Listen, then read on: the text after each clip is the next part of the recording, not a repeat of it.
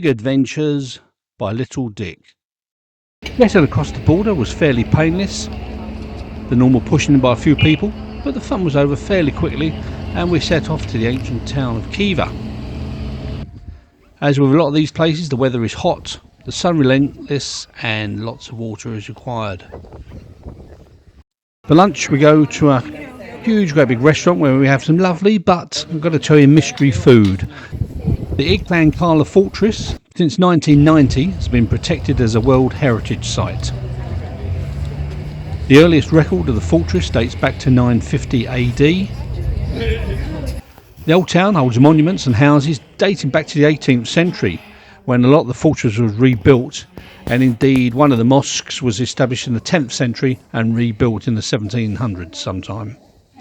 The whole complex is built on an inner and outer fortified walls basis to protect the occupants.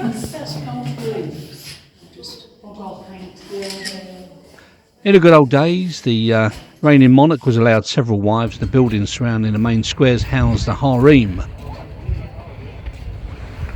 All around the area you can see the walls that were built hundreds of years ago are now falling into a state of disrepair.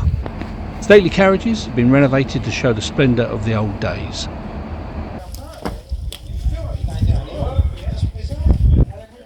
It's the business room of the harem. He'd come in here with his 4 wives. Good boy, that's one at a time. And if one of them had to sit outside and wait. Looking at some of the paintwork here, it does make you wonder just how safe the scaffolding was in order to paint these ceilings, and how many poor souls perished in the name of painting and decorating. As in all things, after a short overnight stop in Khiva, we embark on a 7-hour coach ride to the equally historic desert town of Bukhara. With such a long coach journey, during the day we stopped for a bit of lunch for a nice kebab, bit of salad and some weird looking bread again. Well, here we are, it's about 1:30. So I think it's Thursday afternoon now. We're in the middle of somewhere, going to somewhere in somewhere. Uzbekistan I think we are today. As you can see, it's all desert around here. Not a lot of traffic. We've done about 150 kilometres, got about another 150, 200 to go through that lot there. Just been for a bit of lunch. Toilets are amazing, not. And that's about it. So back on that coach. Fortunately, we've got this coach in front, this little baby here. And it's air conditioned, everything you need. Lovely. Speak later. Bye. Well, here we are by the busiest petrol station in the world, as you can see. The motorway services. It's the main motorway going east to Bukhara. That's where we're heading for. Got about another 100 kilometres or 60 miles to go. It says just over an hour on the GPS I got. Blazing hot, like really hot. It was 45 yesterday. Is that or a little bit more today? I think apparently it's because we're in the desert. So. Well, after 7 hours on the coach, we arrive in Bukhara and a well-deserved beer on the roof terrace. Tomorrow we go exploring.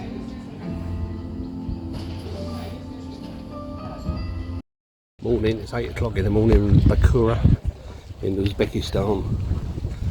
It's only about 30 degrees at the moment. It's going to go up to mid-40s, so we're starting off early. We have a little look round, and then after lunch, nothing, with a bit of luck, go and have a drink.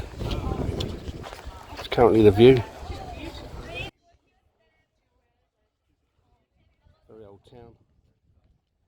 We're going to have a little walk round.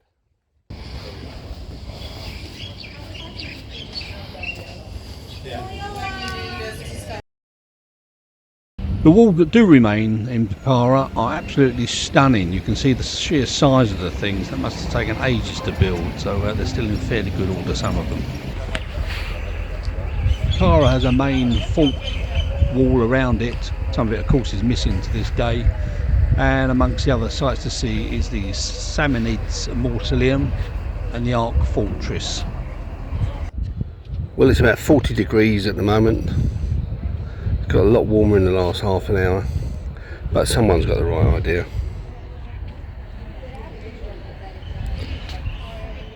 He or she is alive. I can see them breathing. They're well away to the world. I suppose they have to move every half an hour when the shadow goes over, but for now they're content. About a mile from the main fort is an area named the Lyabi Hauz pool. It's almost like a real oasis in the middle of town, well worth a visit.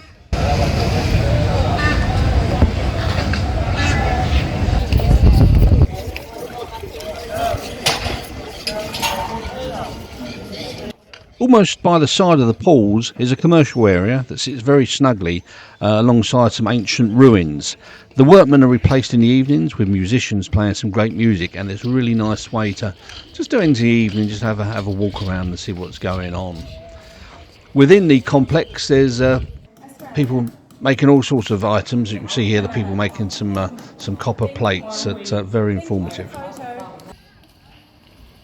We went in late July and rolled over really to about mid-August. I knew it was going to be warm, but this part of the trip in Bukhara was very warm indeed. To be fair, we were in the middle of the desert, so we should have known better. We were covered up and just didn't suffer too much, but there were a few people on the trip that needed a tad more sun protection. Everywhere you go, there are mosques, temples, minarets and loads of history. Well worth a few days' visit. It's now just gone 4 o'clock in the afternoon. It's about 900 degrees centigrade at the moment, absolutely cooking hot, and we decided to go shopping. Not sure why, but never mind. I'm going to try and find some beer while Sue sorts herself out. So she's going to buy some silk something or other. That's the view. So we shall see what we buy in a second, but I will be going for beer very shortly. This place shuts down. They have a little siesta from about 1 till 3 and they're reopened again. Or some of them have reopened. Well, we're still in Bukhara. It's still bloody hot. Still about 4ish sometime. Problem sometimes is getting a postage stamp and posting it. Today seems to be pretty good. All you got to do, cards, and then go to the square here. That says Hadigat. The name of the street. Go there, get your stamps, and bingo, there's your post box. And your next handy hint is going to be how you change up your dollars into local money at an ATM. Very, very easy. It's Saturday morning in downtown Uzbekistan in Bukhara. Today we're going to do some currency exchange. We're going to change up dollars to the local currency, the soms. It's quite easy to do here. You can actually do it in an ATM without a card or anything. So let's talk you through it. This is the bank that you need, however you pronounce that one. My beautiful assistant here will go through it. Right, so change money. We're going to press 06 MEEH, which is that one there. Please wait. English. US dollars to Uzbekistan soms. Calculated amount, so we're going to put in 100 in there. Confirm. Put money in the slot, so put money in the slot there, press continue up there. Your money disappears. Your money's being identified, please wait. How's it going, Dickers? Very well, very well. We're on celluloid here. There we go, so we've got 100 in there. Press confirm. Do you need a receipt? No.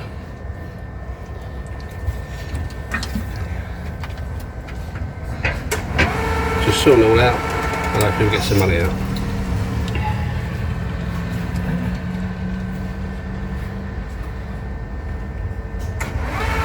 Cash dispense in progress. You have money going in there as we speak.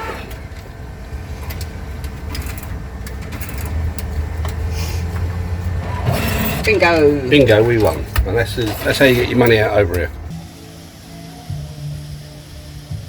Tonight we return back to the Lyabi pool where it's a lot busier.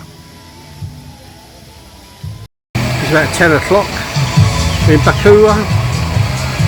It's very lively in here. There's all your swans go to sleep over there.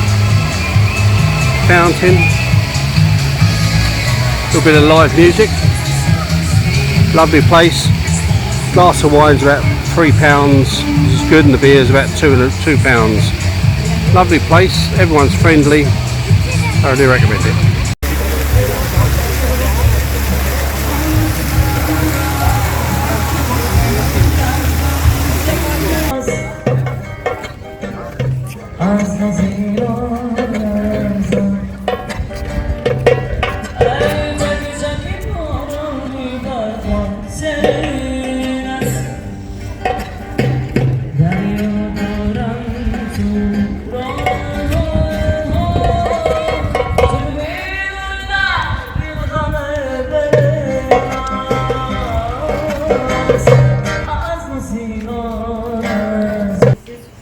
Well, we say goodbye to Bukhara and take the 5 to 6 hour bus ride to the ancient Silk Road city of Samarkand.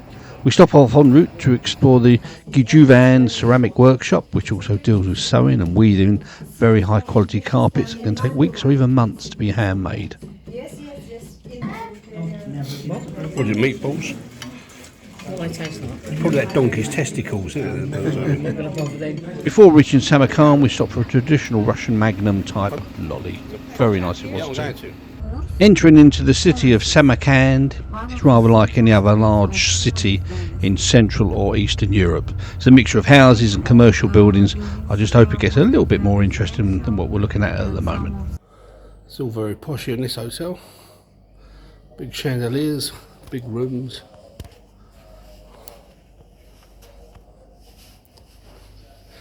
Very, very nice is the Asia. Lovely, lovely place. Well, tonight we're going to the Mohon ethnic restaurant. Reading that what you want.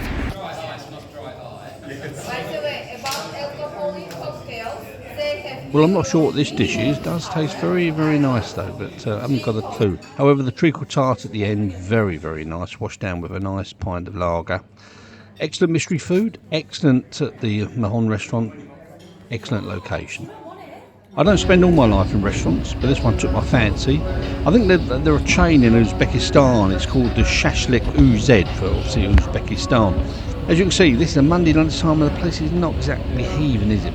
I'm going to have to go on a diet at this rate. Potatoes, chicken thingies and a dip. Come grand total about £4, I think, or 4 or 5 quid. Looks very nice. No trip to a foreign land can be complete unless you go to one of the markets. This one specialises in vegetables and spices.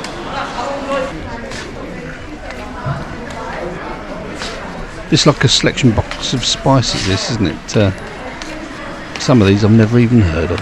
They look lovely, don't they? Wonder what they taste like.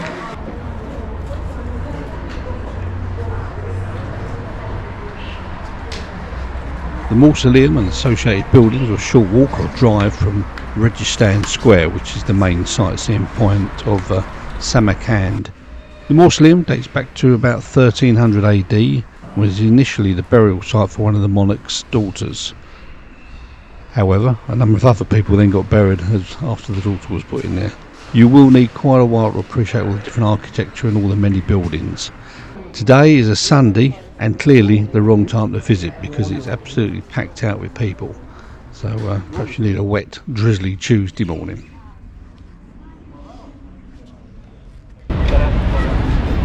Samarkand, the cultural capital of Islamic world. A visit to Samarkand would not be complete without a trip to the main square. In this case, that's Registan Square. Leaning Tower of Samarkand. It's definitely leaning over a bit, that one. Well, the day can only get better. Registan Square, the focal point of Samarkand since around 1400 AD. Surrounded by temples and mausoleums, the square in its earlier days was used as a centre to hear the proclamations of the royal person in charge, and also a good few good old-fashioned executions.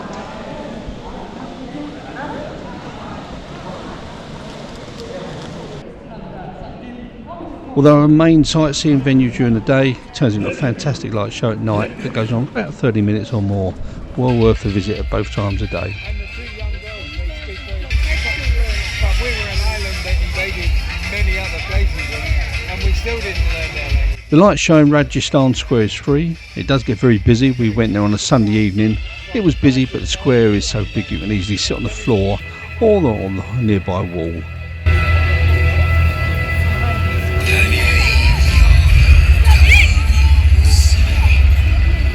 This is our last night in Uzbekistan. The Tajikistan border is not too far away and we go there in the morning.